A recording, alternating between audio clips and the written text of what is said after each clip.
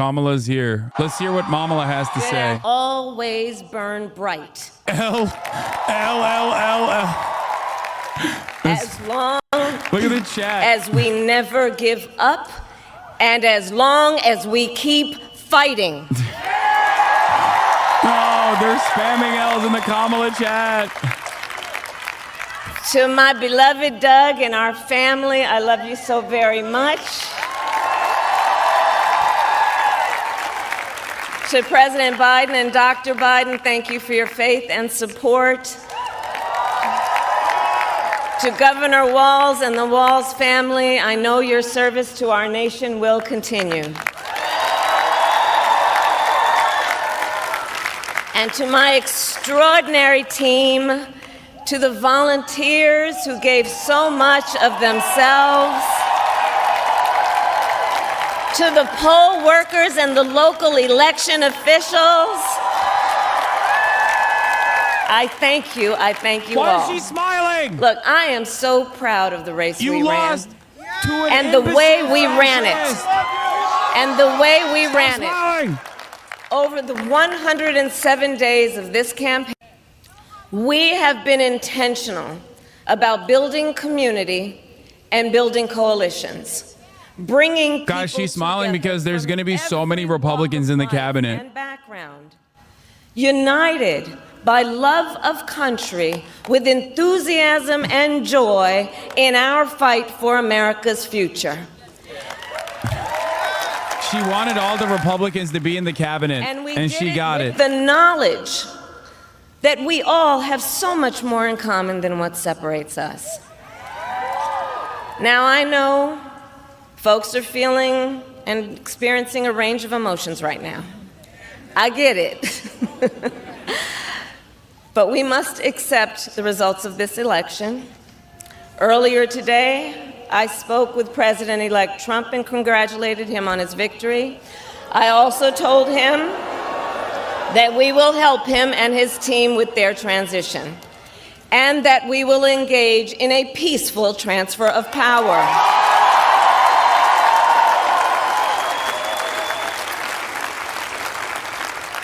A fundamental principle of American democracy is that when we lose an election, we accept the results.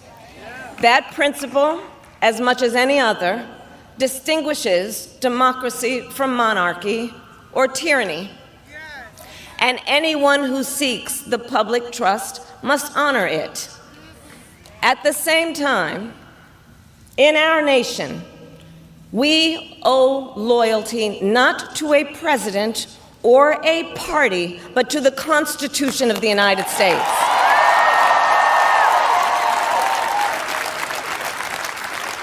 And loyalty to our conscience and to our God. My allegiance to all three is why I am here to say, while I concede this election, I do not concede the fight that fueled this campaign.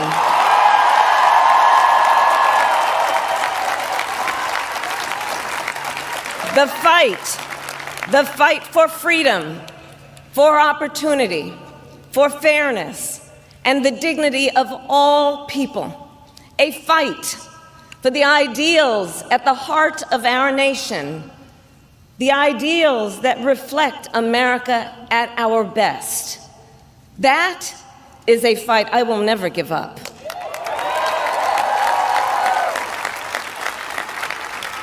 I will never give up the fight for a future where Americans can pursue their dreams, ambitions, and aspirations, where the women of America have the freedom to make decisions about their own body and not have their government telling them what to do. We will never give up the fight to protect our schools and our streets from gun violence. And America, we will never give up the fight for our democracy, for the rule of law, for equal justice, and for the sacred idea that every one of us, no matter who we are or where we start out, has certain fundamental rights and freedoms that must be respected and upheld.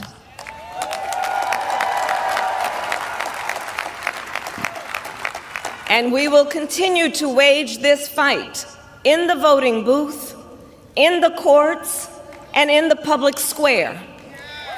And we will also wage it in quieter ways, in how we live our lives, by treating one another with kindness and respect, by looking in the face of a stranger and seeing a neighbor, by always using our strength to lift people up, to fight for the dignity that all people deserve.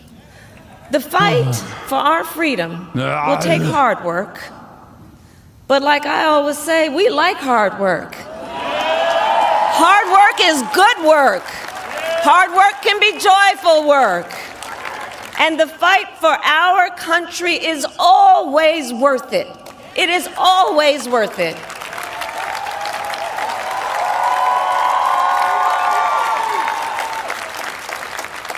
To the young people who are watching, it is, I love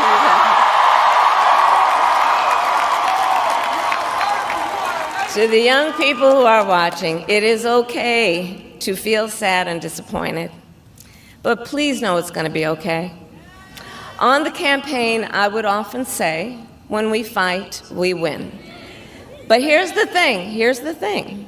Sometimes the fight takes a while. Angst for the 5 That doesn't mean we won't win. That doesn't mean we won't win. What are you talking about? Win what? The important thing is don't ever give up. Don't ever give up. Don't ever stop trying to make the world a better place. You have power. You have power. And don't you ever listen when anyone tells you something is impossible because it has never been done before.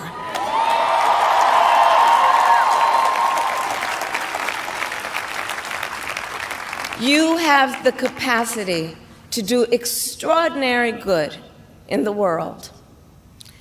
And so to everyone who is watching, do not despair. This is not a time to throw up our hands. This is a time to roll up our sleeves. This is a time to organize, to mobilize, and to stay engaged for the sake of freedom and justice and the future that we all know we can build together. Look, many of you know I started out as a prosecutor, and throughout my career, I saw people at some of the worst times in their lives. Say it! People who had suffered great harm and great pain. And yet, found within themselves, oh my God, please say it. The strength say it. And the courage say that you are a small business lover. I'm a small business. You're a small business. To take a stand. To fight for justice, to fight for themselves, to fight for others. So let their courage be our inspiration. Let their determination be our charge. And I'll close with this. There's an adage an historian once called a law of history. True of every society across the ages. The adage is, only when it is dark enough can you see the stars. I know many people feel like we are entering a dark time, but for the benefit of us all, I hope that is not the case. But here's the thing, America, if it is, let us fill the sky with the light of a brilliant, brilliant billion of stars. The light of optimism, of faith, of truth, and service. Donald Trump said he's going to start mass deportations day one, by the way, as of this morning, according to Axios reporting. And may that work guide us, even in the face of setbacks, toward the extraordinary promise of the United States of America. I thank you all. May God bless you, and may God bless the United States of America. I thank you all.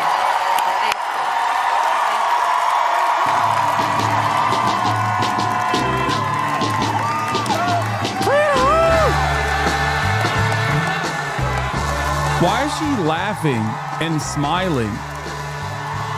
Why is she laughing and smiling?